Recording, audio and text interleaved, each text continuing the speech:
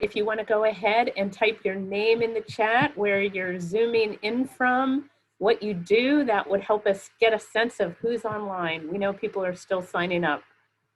Welcome to all of you.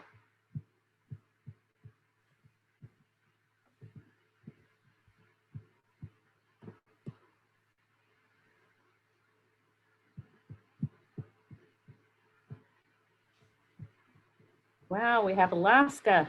Yay. Illinois. It's always nice to see where everybody's zooming in from.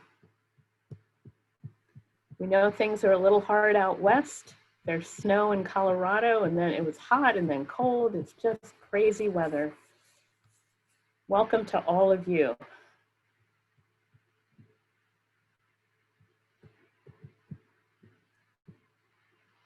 We'll get started in just a few minutes. Happy to see you all signing in. Let us know where you're from. We have smoky Portland, Oregon. Hope you're doing okay out there.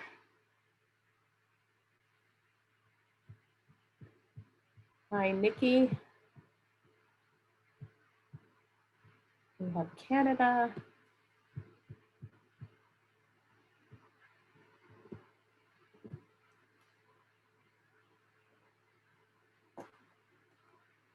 We'll get started in a couple of minutes. Welcome to the webinar. So happy you could join us, and please enter your name and where you're zooming in from. Galveston Bay. Hey, Cindy. It's nice to see so many friends and new faces. Really happy you could join us. We have an amazing lineup today.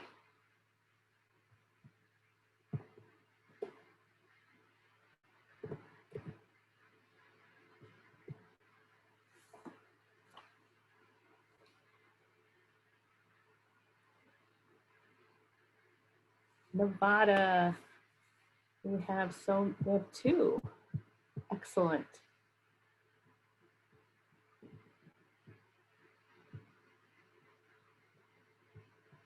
And for those of you who might be new to Zoom, we'll explain how to use it in just a minute so that everybody can connect with us, since everybody is muted and your videos are off. We know you're out there though. We will get started in 1 more minute. Welcome to all of you. Barb from Canada. Oh, we have another Shannon from Canada as well. Rhode Island. All over North America. I haven't seen any international yet. Anne, have you? Not yet, I don't think.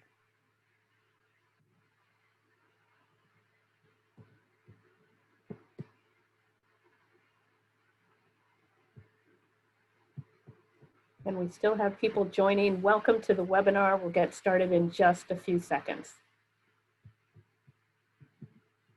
Thank you, Eileen. Canada is international. I'm thinking beyond North America. Thank you to our Canadian friends. So happy to see all of you online.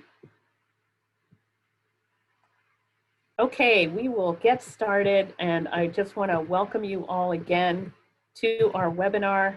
My name is Judy Browse, and I'm the Executive Director of the North American Association for Environmental Education. So happy that you could join us. We are really excited to see all of you because this is such an important theme. We're focused on something that you have asked us for, and that we've got such a great team to talk to us about the design principles for online learning and what we're trying to think about with how to make our environmental education programs better, since so many people are using online, what actually works. And as I'm doing this intro, and for those of you who've joined us before, you could be typing in what are your biggest challenges that you faced with teaching and learning over the past 6 months, because we know a lot of you are on both sides of that and you're having to switch to virtual almost overnight. And you know, it has been a challenge. So we do have an amazing panel. I'll introduce them very briefly in just a minute, but they're going to help us see what is the research telling us about what works in virtual learning. And when you think about, there are millions of people using virtual learning. from universities to the earliest preschool learners to senior citizens. This is just Zoom. Lots of people every day are using virtual learning now, as you all know. We also know that the pandemic has brought up all the issues of the inequities in society. Not everyone has access to the internet, which makes it a challenge. And we also know that not everybody was prepared to switch almost overnight to online learning. And so some of what we started doing might not actually be the best things we could doing. And today we'll learn a lot about what the research is telling us. And our team is going to talk about cross-cutting principles that we hope you can pick up that will help inform your teaching and learning online. So really excited about what we're going to learn. And I don't even know what all those principles are. I'm really excited to hear what our team has to say. One of the things we do know is that we have been asked a lot about how do you take place-based learning and switch it to virtual and what makes good online learning.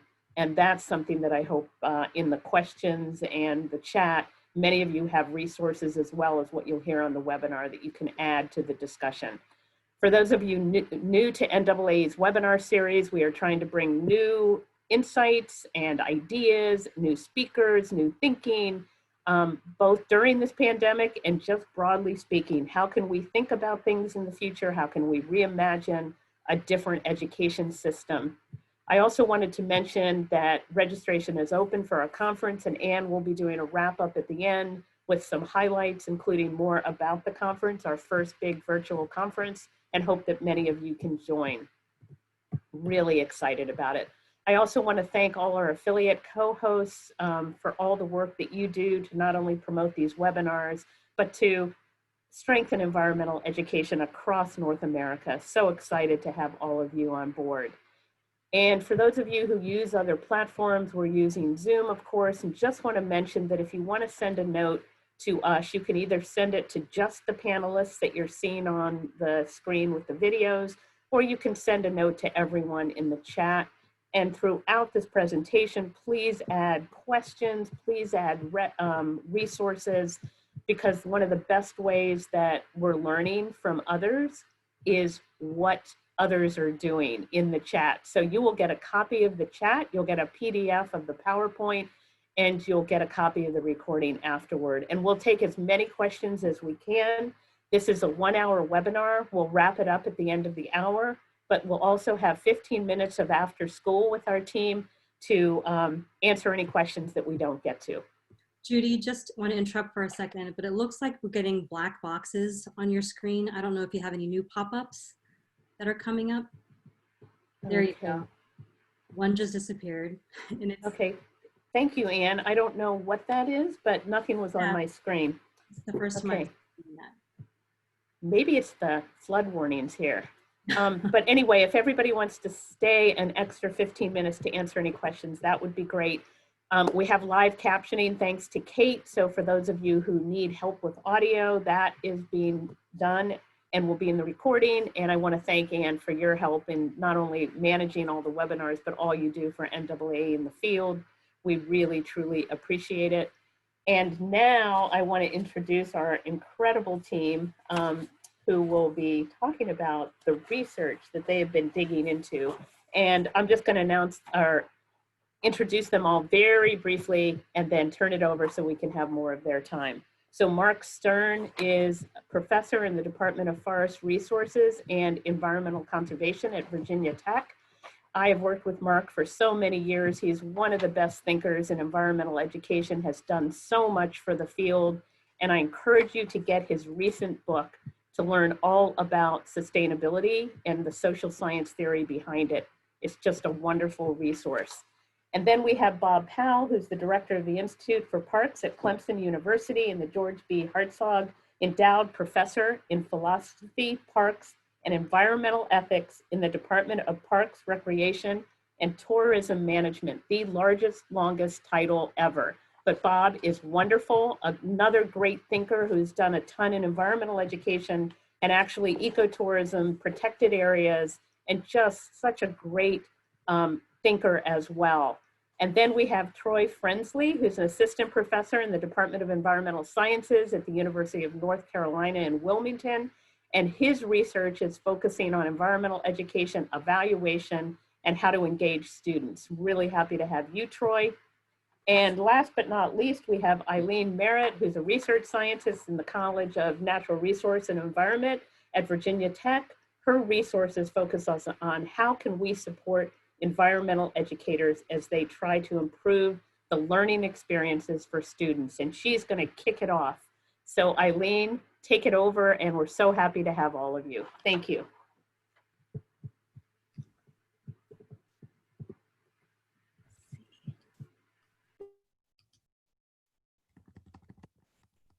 Okay, hello. Thanks so much, Judy. So we're going to do our best to share with you all the knowledge we've gained from doing some reading in the field this summer.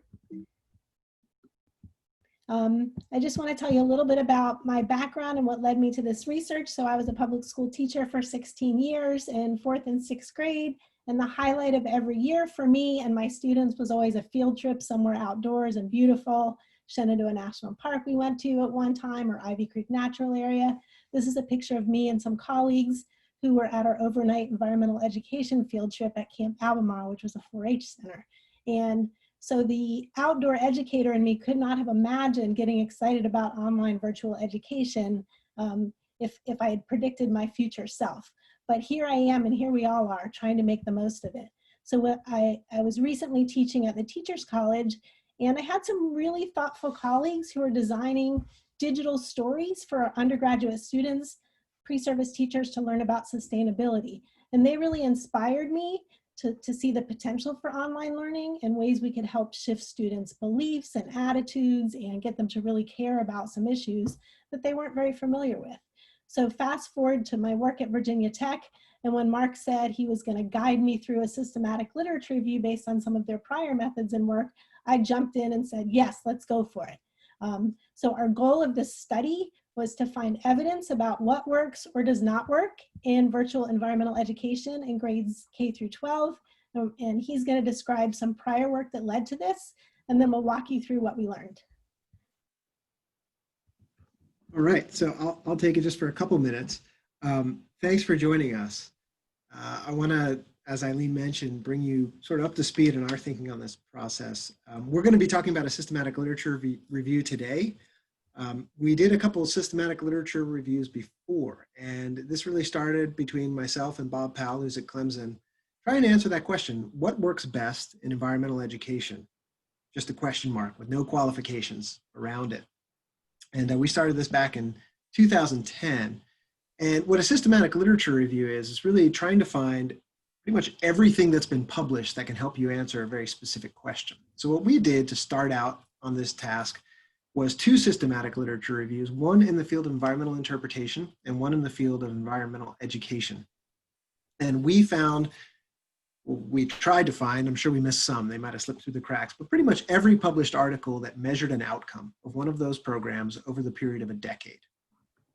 And what we found was, what you can learn from those literature reviews are the predominant thinking in the field, right? People are choosing to study certain things, they're choosing to highlight certain things about programs, and we set out to see, well, is there anything we can learn if we see these programs and all their outcomes about what works best? Or do certain types of programs work better than others? To make a long story short about this, we found pretty much there's circumstantial evidence for all of our greatest assumptions in the field. And we realized that if we really wanted to tackle this problem in more depth, we had to do our own studies of this. So on the next slide, what you'll see is a summary of 2 massive national studies that we undertook over the past, the first one was back in 2012, and the other was very recent. Some of you on the call probably participated. So we had teams out actually systematically observing live programs. So the study on the left was live interpretive programs in national parks, and the study on the right was environmental education field trip programs for middle school students. And there's a lot of resources behind those. We learned a lot from doing this. Basically, if you're interested in these, you'll see their citations here. Don't worry about writing them down. We'll share those all with you later. But there were some cross-cutting, big, broad themes that really seem to matter for live programs. So here's what we learned so far. We know that the role of the educator matters, right? So are they passionate? Do they develop a good connection with the audience? Are they responsive?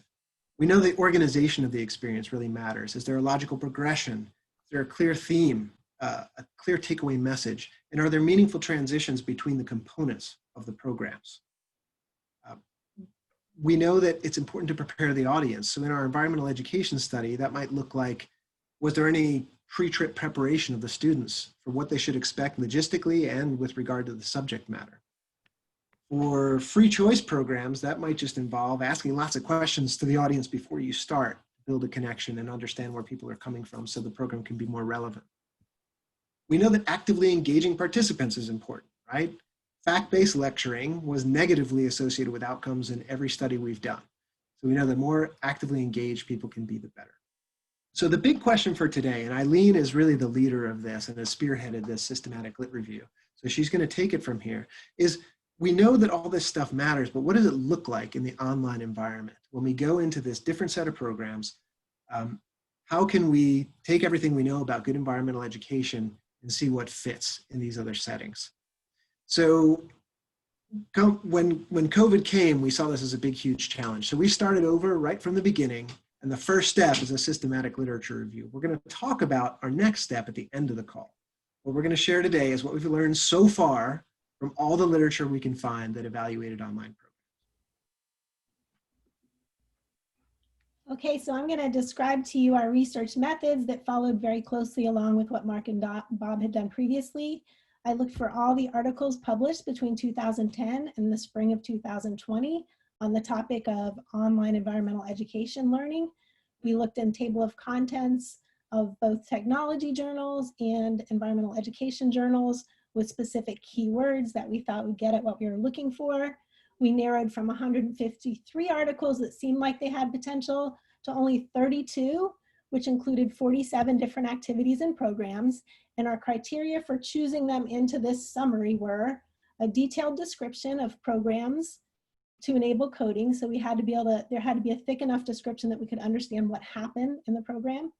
They were geared toward K through 12 audiences, and there was at least one environmental literacy outcome, often 2 or 3. Knowledge is the most pervasive one, as you might expect, but there were attitudes and beliefs and interests and other ones as well. And they all had an online component. Most of these programs were not fully online because before COVID, most people weren't fully online. So they were often hybrid, where a classroom teacher would have a group with a digital task that they were working on online or in an environmental education center. But we expected that most of the articles would be about virtual field trips, and what we found was not all of them were. They were virtual environments, that were simulated environments, which were really cool. They were pre-recorded videos, web-based activities, so it was a variety of different programs that we looked at. The coding process took a very long time. That's my puppy Henry on the left when he came to us in March, and that's him at the end of the coding process when he outgrew my other dog, Mari. It took two team members to agree on 100 codes per article. We looked at outcomes, we looked at key program characteristics. So we identified either authors reflecting back on, wow, this aspect of our program seemed to really matter for our participants, or educators and students in an interview or survey said this was a really cool part of the program, or this helped me learn. In terms of limitations, it's important to keep in mind that the studies that we read may not exactly match your design. The students might be different than yours. We're not promising that these are applicable to everyone in every context, but our goal was to consolidate evidence across programs so that we could at least say, here's what we know right now, and we hope that in the future a lot more research will occur in the midst of this challenge that we're all facing together. So these are the design principles that we came up with, and there was much debate and circling back over these about which of these best matched our evidence amongst our team. We divided them into 3 groups: designing content, guidance for participants, and participant interaction. And just some of these may look very familiar to you and will cut across any context, whether you're a teacher or a after-school provider. You'll just see these buzzwords that you're like, yeah, I know that one. And then I think there's some other ones that might be new and are definitely unique to the field of EE. So as you look at these, I would say, consider which ones you already know about and are familiar, which ones might be new that seem like they might be important for you to try in your context. And it's not a laundry list of all the things you have to do. It's just some possibilities for you to consider that we know have some evidence to support them. So the first 5 are about designing content. In particular, this is like zooming up a level from the tree you're studying up to the forest and really thinking about, as we're choosing content for our lesson or program, these are some things to consider. So relevance is a term that's very familiar to all of you. What does it mean in online EE? Topics or issues that matter to participants. So this might be personal connections, things that matter to kids outside of the context of school or the work that they're doing in a center, importance to culture and community. There were very few of the programs we looked at that had specific references, and I just wanted to point out that you might want to consider offering two types of programs if you don't already do this. Some that are very universal and would apply to everybody, and some that are deeply relevant for people that are in a particular culture or community that's a real important part of your participant base. So, so those would be the kind of locally focused issues about people in a community that care about. The example over here is a group of students and family members protesting uranium mining out near the Navajo reservation. And so that would be, energy issues would be a key topic that would matter to a lot of communities right now, something to consider. Societal issues or policies that are the subject of current discourse. Right now, gardening and food production is huge. A lot of people are scrambling to find and grow their own food. So I've seen a lot of amazing YouTube videos focused on that. And you know, in the Tucson Unified School District, I've seen them working quickly to toggle their beautiful, amazing garden program to online, and I know many of you are in that same boat. One really cool program took a bunch of researchers, brought them together and said, what would be useful on the Crow Reservation in Montana? What can we design to get these students hooked in geology? And so they designed a program for 4th, 5th, and 6th graders who live near that place. They use maps and Google Earth and found ways to have students zooming in and looking at their community and asking some inquiry-oriented questions. And that was really relevant for the kids in that program. And one student in particular said, when we saw 100 years ago when my great-grandparents and great-great-grandparents lived, that mattered to her. That was the coolest aspect of the program. So this is one that everyone's doing in the field of EE, making socio-ecological connections. And the best example I've seen of this is this beautiful book I saw at Monterey Bay Aquarium, The World Without Fish. This author really walked tangibly through how declining fish populations would affect everybody, a ripple around the world, and had cartoons and really simple text. This one's for adolescents, but that's a text example of something like that. A few other examples is there's a Model My Watershed app that the Stroud Water Research Center designed, and it really talks about connections between water quality and availability and land covering use. And one of the students who participated in that program said she thought it was helpful because it wasn't on paper. She could see it and explore it and go online and click on different things to see how it changes the environment, so you can see the changes. So that's just an example of a student really finding that program meaningful to her.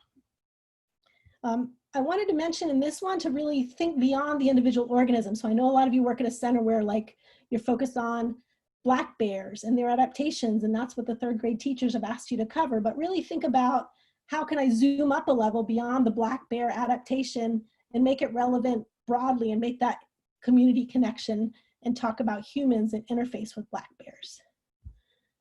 So positive framing is one of my favorites. It's all about leaving them with feelings of hope and agency at the end of the program, emphasizing the potential for positive solutions or outcomes that might arise from individual or collective efforts. So draw attention to what can or has or might be done. There was this amazing video called The Champion Chub, and there was a study of high school students, and there were 3 different videos that were designed to get them excited about the Endangered Species Act and to be supporters of the Endangered Species Act. And what we learned was all 3 of the videos they designed impacted students' knowledge. They knew more about the Endangered Species Act, but only one of the 3 videos shifted their attitudes or desires to support the the act in the future. And it was this one, and they had such a positive message. So we're going to send you a link to that video just so you can see it. But the end of it was just, it was a happy story. It was a success story. And I think those are important to convey. So let's pause a minute and have you look at these photos on the right. We're going to just exemplify this one. And Bob's going to take a look, but we'd like you to comment on what you notice in these two different photographs. This is visual evidence of environmental change. So if you just type in the chat box, what do you notice is happening there?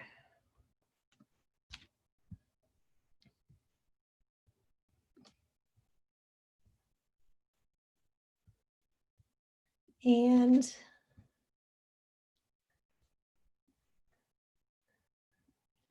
where did all the ice go? Melting glaciers, glacial retreat, glaciers have shrunk, all different ways of saying the same thing. And then let's shift and talk about what might have caused the changes in these two photos. So what are the causes of this dramatic change? I see season, changing climate, temperature change, humans. Yeah.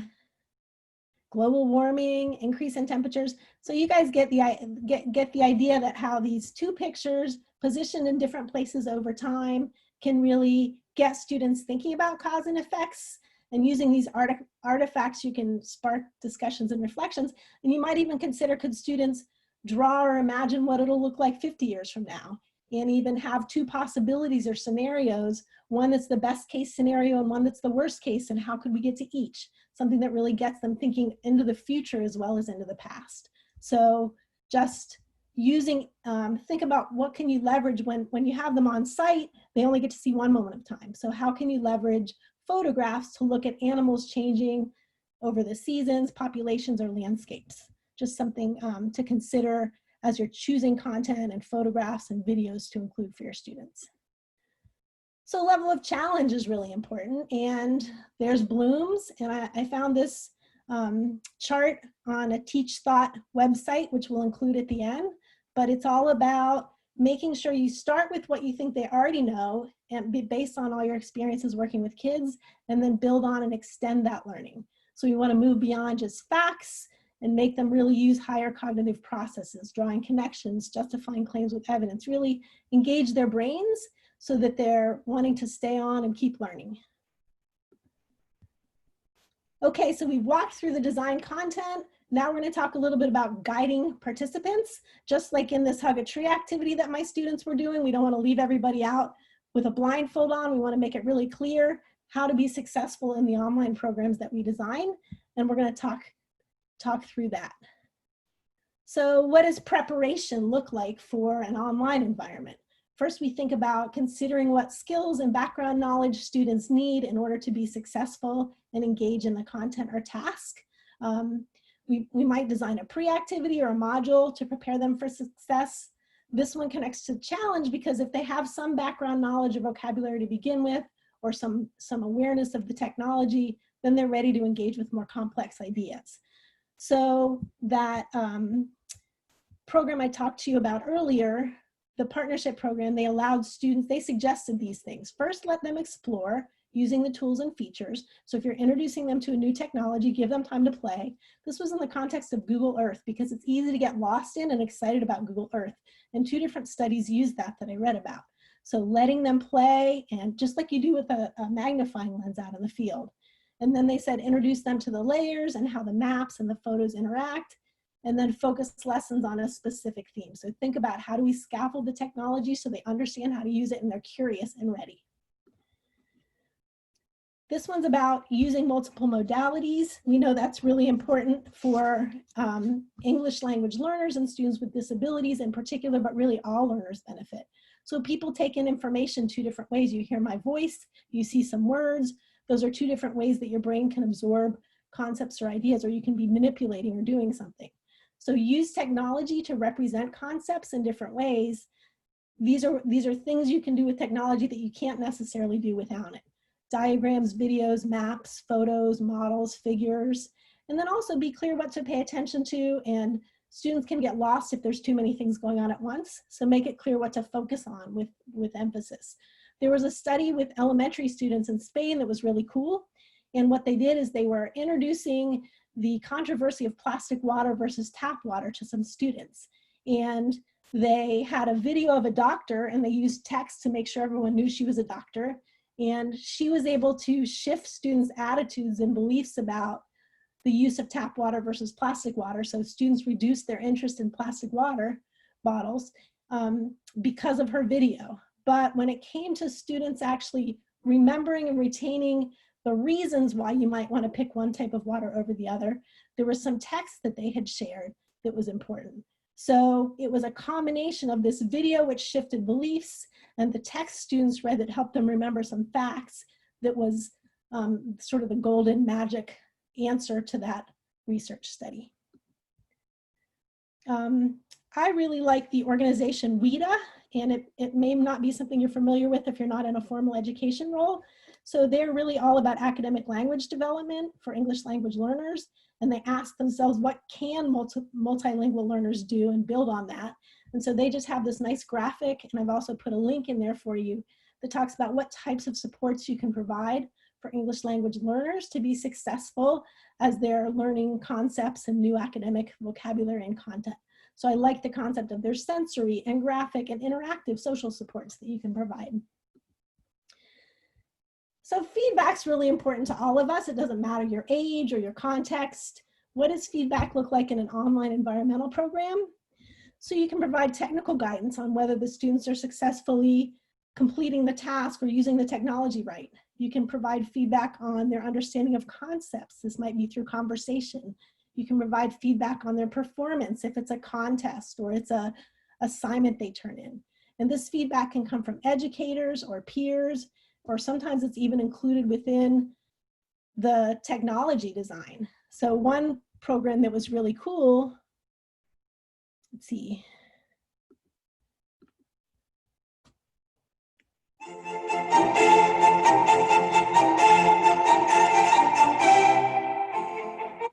They actually embedded happy music when the students were doing well in a simulation task, and somber music when they were using water in a way that it impacted the environment negatively. So they brought music into the story. One set of researchers found VoiceThread to be a really useful tool. A scientist gave a lecture about ocean acidification, and students posted questions, and he responded to their questions and provided feedback on their thinking. And that seemed to be really effective.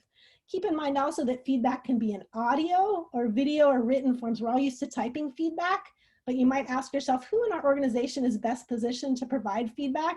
This may not be feasible in a one-day program, but if you have a program that lasts 6 or 9 weeks, it's feasible. My undergrads used to like it when I would leave them an audio message rather than typing in a message about their assignment.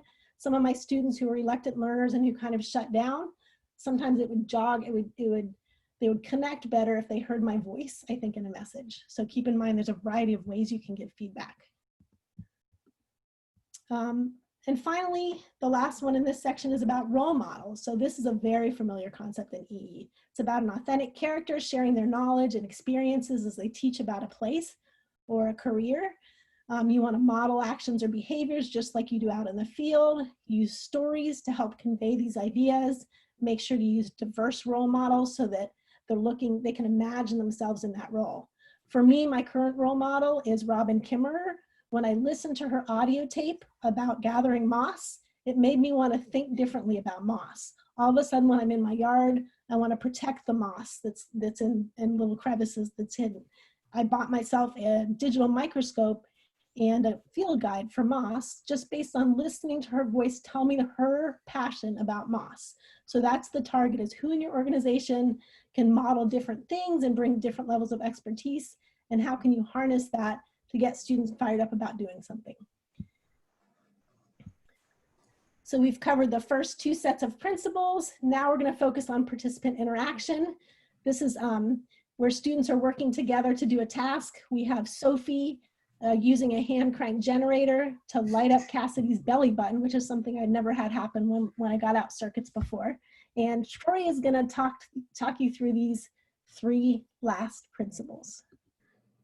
Thank you, Eileen, and hello, everyone. And what I'd like to say about these 3 principles is you can think about these as sort of underlying everything that Eileen has talked about already. And obviously with COVID-19, peer interactions sadly don't look like this anymore.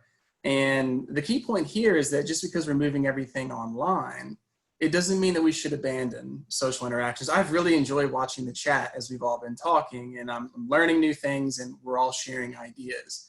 So what can we do to create and facilitate opportunities that we can continue to work with peers? Students can work with each other. They can work with the environmental educator. They can work with their school teachers. What kind of basic or complex tech tools do you have access to that can allow for discussions, for contributions for students to share ideas, concerns, feelings, thoughts, questions? And what kinds of open-ended questions can I ask that can facilitate these kinds of experiences? I'm seeing some great ideas right here on the chat.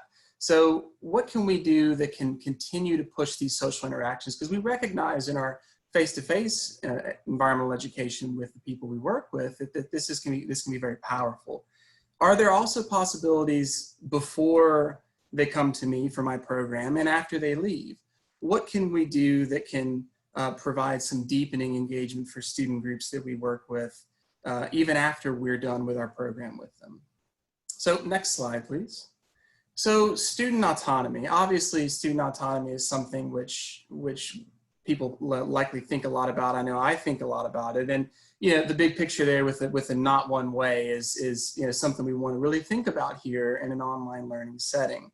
So we want students to be able to have opportunities to make their own choices and direct their own learning experiences. Now, I want to just clarify about autonomy. What we're not talking about here is that, well, they could click where they wanted to.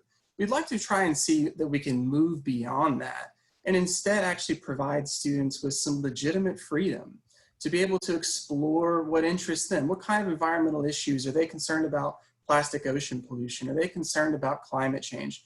What do we offer and what can we do within our context and with our expertise that can give them freedom to explore species or ecosystems or places or issues that matter to them? And what we found in doing this literature review was that the online EE related programs that gave students little to no autonomy was related to lower student outcomes. And when you gave at least a moderate level of autonomy, students were seemingly deepening some engagement as well. And that ties into the next slide. And there was a question earlier about sort of active learning and active engagement. And this is what everyone is thinking, right? I hope all of you are awake right now while you're listening to me. We certainly don't want our students asleep at the wheel when we're trying to do our environmental education programs. So what can we do to actively engage with materials or ideas? And Eileen gave some really wonderful examples of things that can lead to this.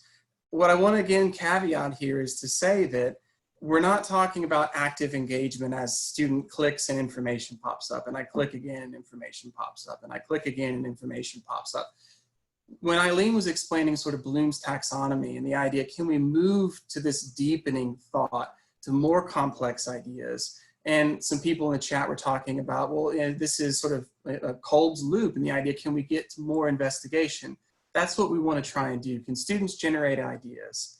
Can they ask and answer questions, pose solutions, develop models, or create some kind of product at the end of their time with us? One thing that I'd like to just point out here is Eileen has illustrated some examples of this. Many of us would rather be doing environmental education face-to-face, but doing the programs online actually offer us some unique opportunities that we don't have face-to-face. The idea that we could just transport students from one place to another, or look across space, look across time, look across distance, can give us a suite of tools that we've not really had in the field before.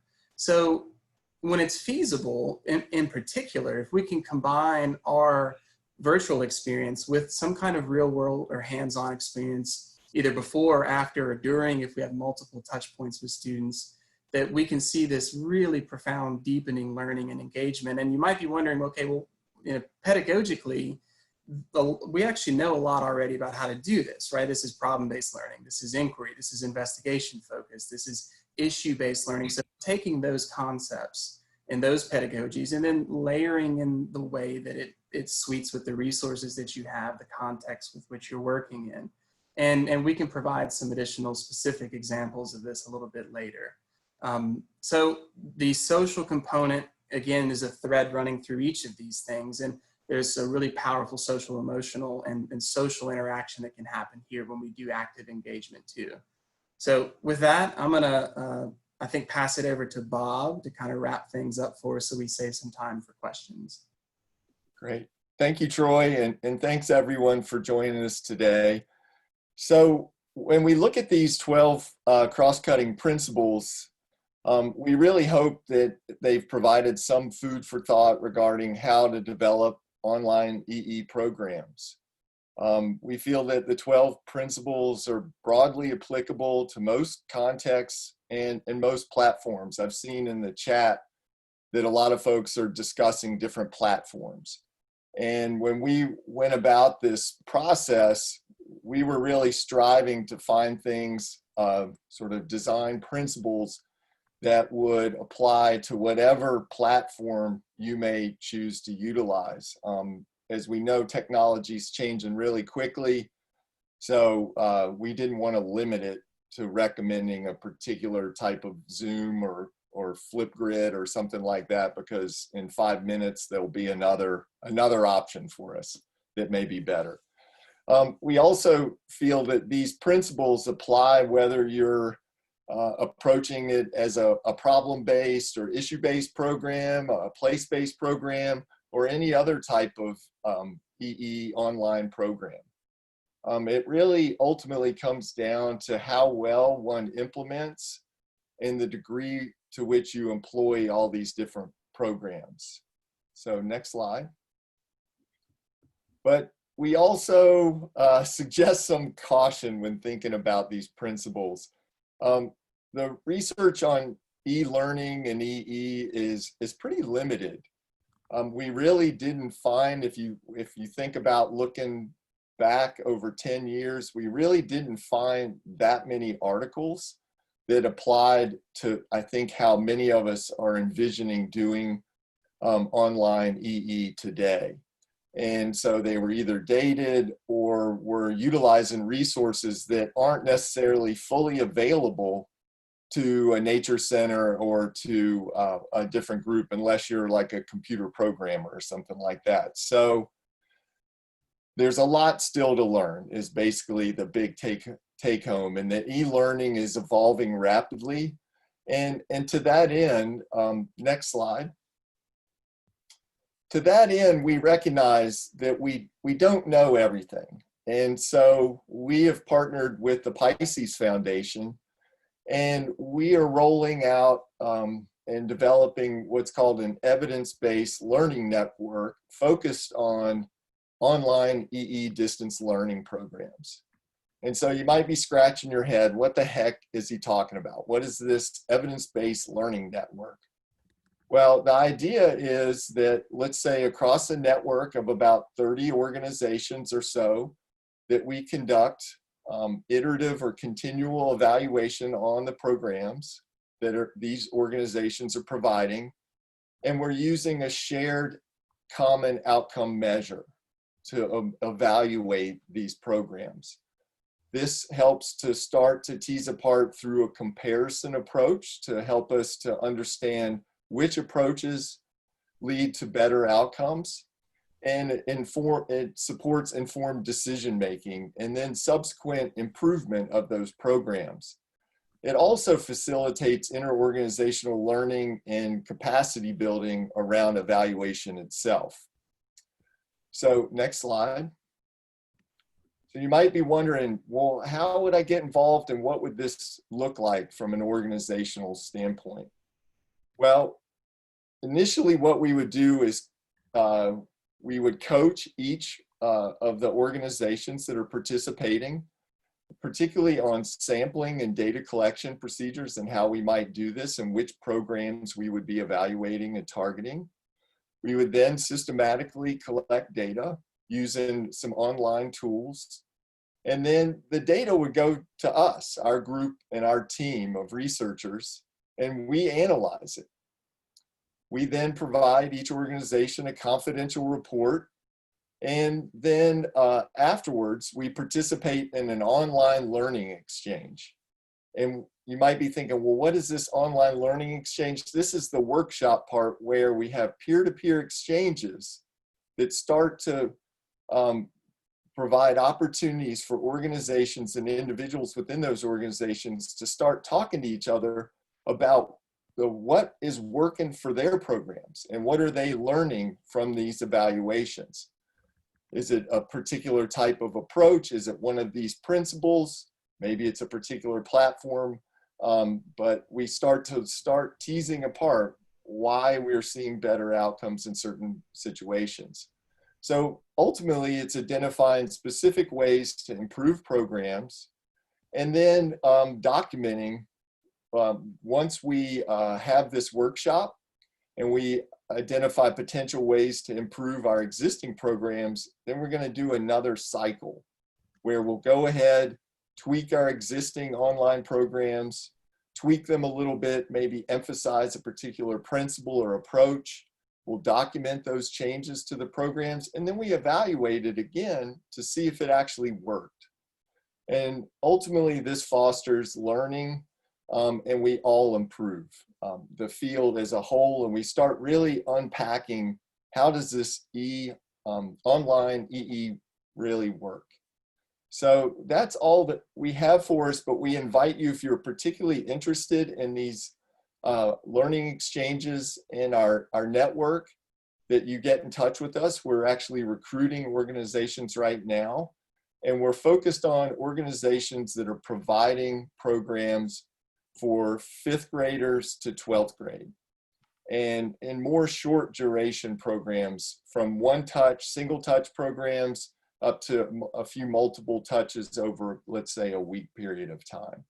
But we invite inquiries and questions about this or any of the principles, and I'll go ahead and be quiet. But thank you very much. The next slide has our contact information. As well, Eileen has put together a number of resources for each of you that Ann will be sending out to everyone that participated today. So again, many thanks for your attention, and we'll be quiet now and let y'all ask questions. Thank you all for all those amazing tips. It also would be interesting, since so many of you put some ideas in the chat about all the different tools, that maybe a future webinar might look at the pros and cons of some of these different tools like Padlet and Kahoot and Jamboard and all of those, because I know some people know them and some people don't, and what they can be used for. So if that would be of interest, let us know. But any questions, please type them in or into the chat. And Ann, I don't know if you saw any come through that we haven't answered. It was a little depressing, Marc, that you said that attention span drops after 9 minutes, that somebody asked about attention span. So hopefully all of you are still engaged, even though it's been 9 minutes. But Ann, anything else that you saw come through? And then there are a couple of others here that I have. I saw a ton of questions, but Marc, you have been like answering them so quickly. Trying to see if we missed any though. There's one on what you learned specifically about virtual learning, virtual field trips, in terms of how do you do that and also connect it to outdoors. So is there a way to do a virtual learning? Any ideas on that from all of you? I can share one idea quickly, but I think Eileen's probably seen a bit more. There are programs that we've seen where there's a landing page, right, where you're interacting with somebody either synchronously or asynchronously, meaning, you know, it's live or it's not. But the activity is, okay, I'm going to share a quick video with you, and then I'm going to send you out. Go to your backyard and do this. And when you come back, we're going to talk about this. And so it's like a back and forth between your screen and the outdoors. One that does that pretty well, it's NuHop. Does that sound right, Eileen? N-U-H-O-P. They've got a pretty neat interface that I think I've encouraged some of my students to have a look at it in terms of a lot you can do with that idea. Yeah, I would say there were not many studies doing that because of the context right up until now. And you guys are probably the experts on what that's beginning to look like and how to go about that. You can share your ideas in the chat. And those are the kind of programs that would be really awesome to study. I know there's equity issues with regard to who has space to explore outdoors or feel safe. So that's something to consider. So if you do that, you probably want to differentiate in a way that there's two possibilities for a task. And one might be looking at some beautiful photos of nature, and another might be to go outdoors and explore. So just consider who your audience is and what's feasible for them and what age they are. Thanks, Eileen. Emily just said that she's been creating videos from her local area and then taking field trips, which is always a great thing because it's specific to the area, which is really great. And there was a challenge early on about Jedi. How do we make these online experiences work for everyone, and thinking about equity and inclusion?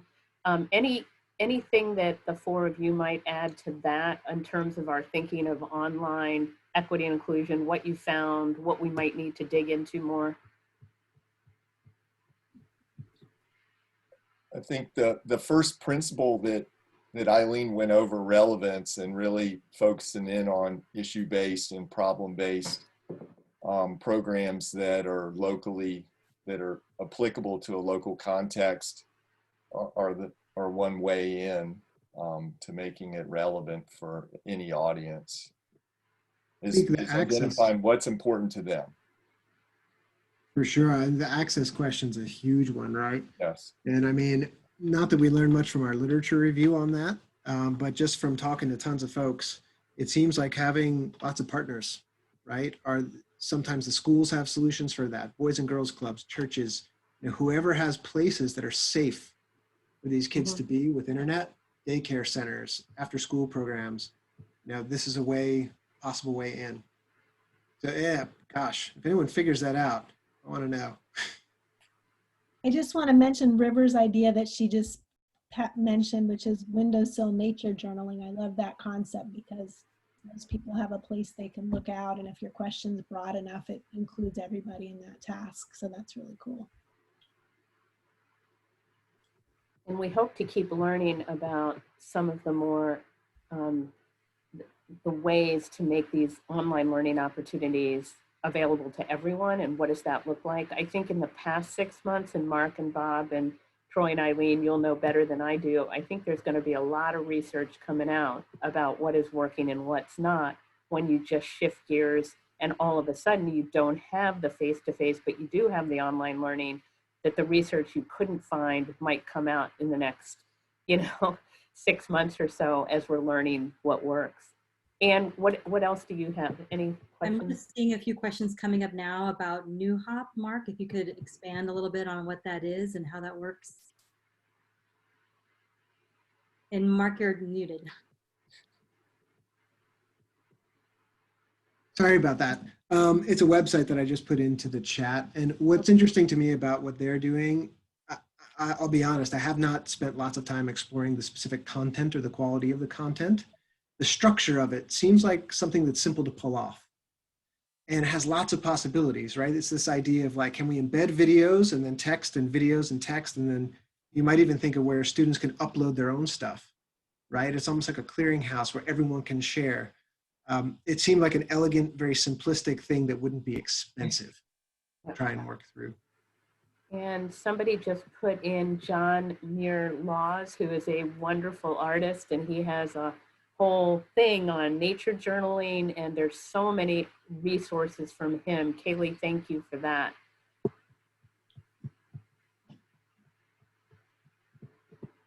I was going to mention one more thing regarding social justice and access, is that a number of organizations now are thinking about developing programs where organizations and communities come to them and they adapt and develop programs specifically to meet the needs of those individuals, rather than developing an online program and hoping that it works for different audiences. So it's really at the inception that it becomes much more relevant for different audiences. If we think about partnering right from the get-go on developing programs and thinking about the goals of them and the ways we may deliver them.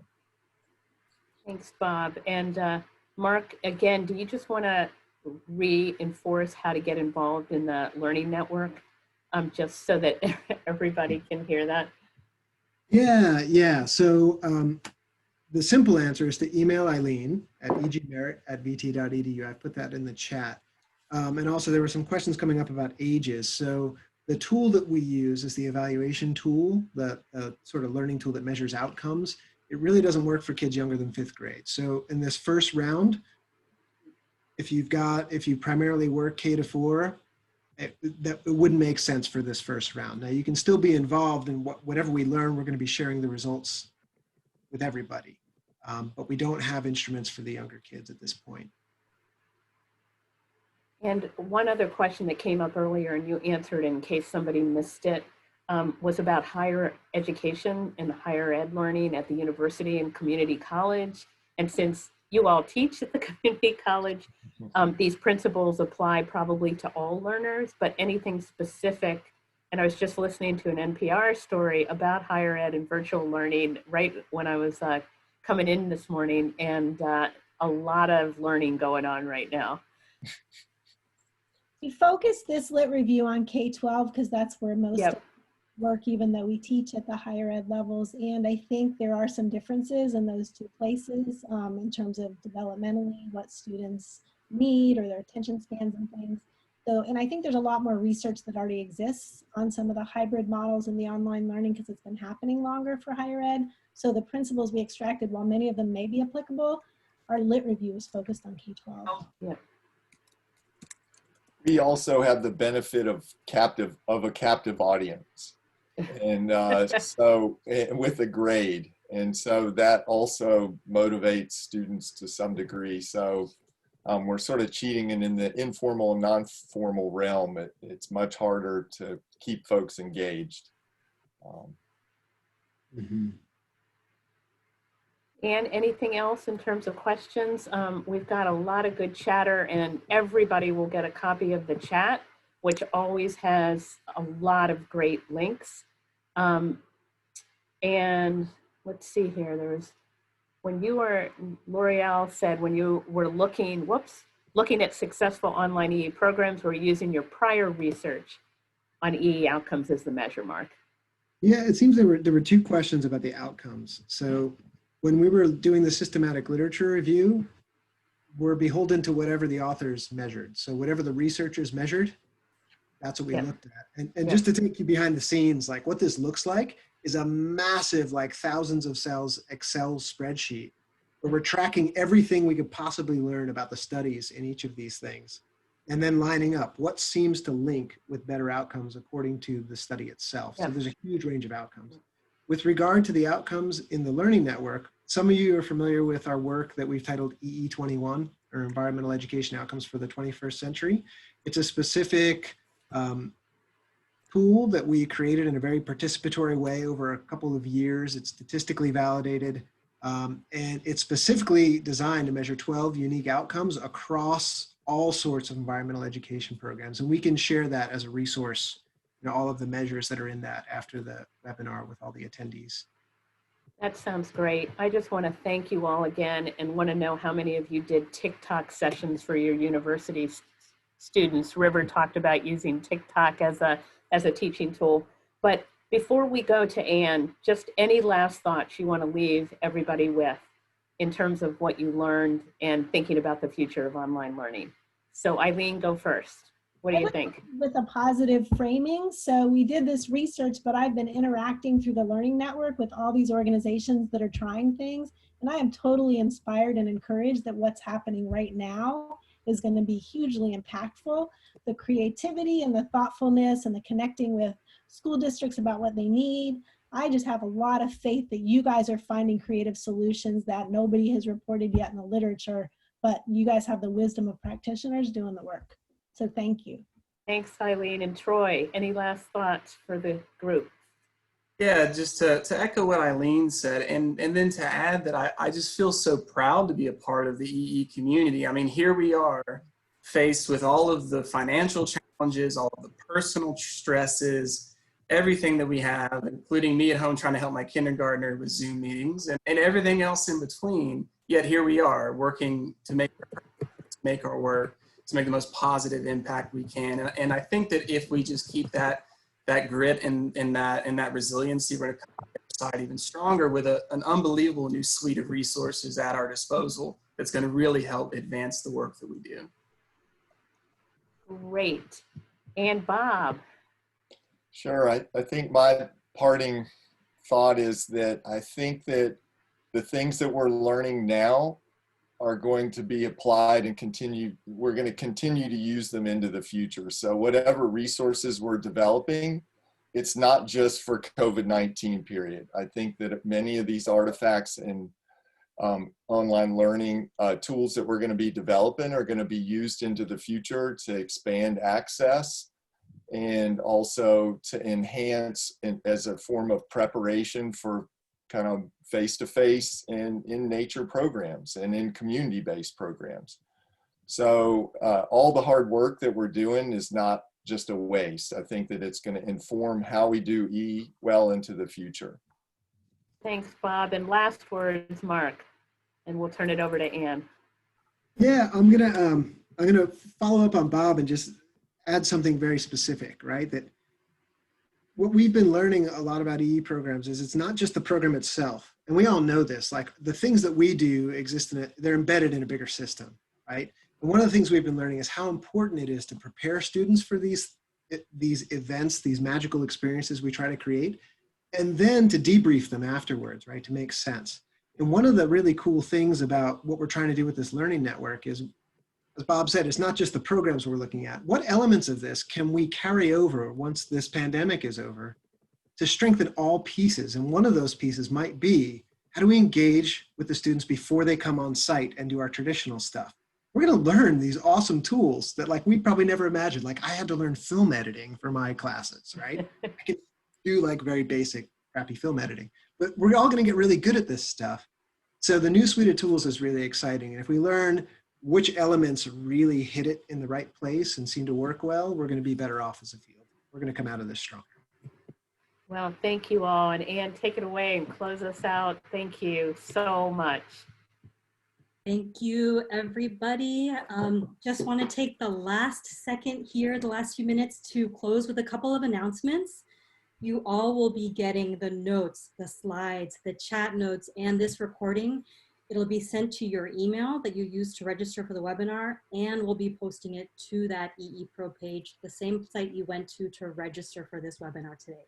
So not to worry, you'll get everything.